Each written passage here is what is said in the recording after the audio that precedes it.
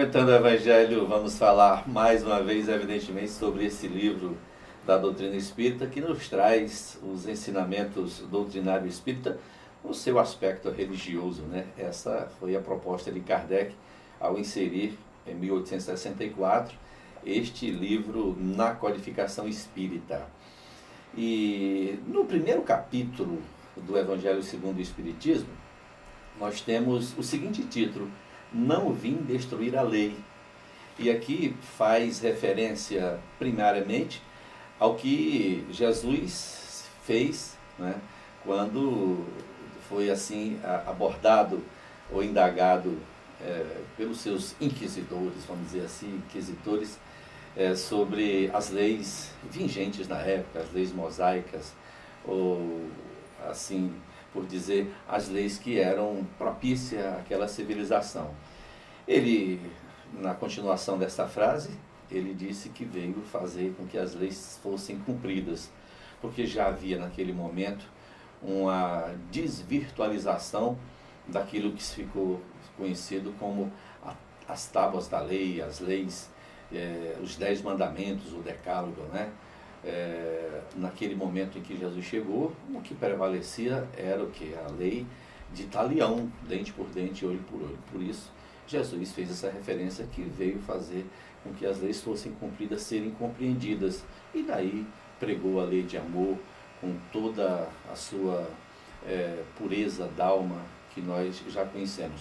A doutrina espírita traz esse tema em seu primeiro capítulo do Evangelho segundo o Espiritismo, fazendo uma analogia também à doutrina espírita, que é a terceira revelação, considerando que Moisés foi a primeira. O Espiritismo não traz necessariamente nada de novo nesse sentido sobre os ensinamentos morais de Jesus.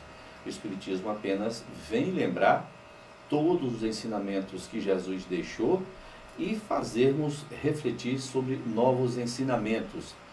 Tanto é que seu conteúdo, em 80% do Evangelho segundo o Espiritismo, está traduzido, estão aqui inseridos neste livro, os ensinamentos morais do Sermão do Monte, o Sermão da Montanha, que é esse tratado de paz maravilhoso, que toda a humanidade cultua e o tem como segmento moral, como referência, inclusive, até de outras religiões, até de outros pensadores, ou mesmo de outros pacifistas, como foi o caso de Mahatma Gandhi.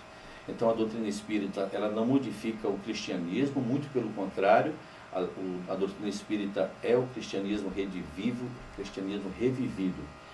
O conteúdo deste livro, como nossos colegas já têm falado aqui habitualmente nesse espaço comentando o Evangelho, é exatamente 80% do Sermão do Monte.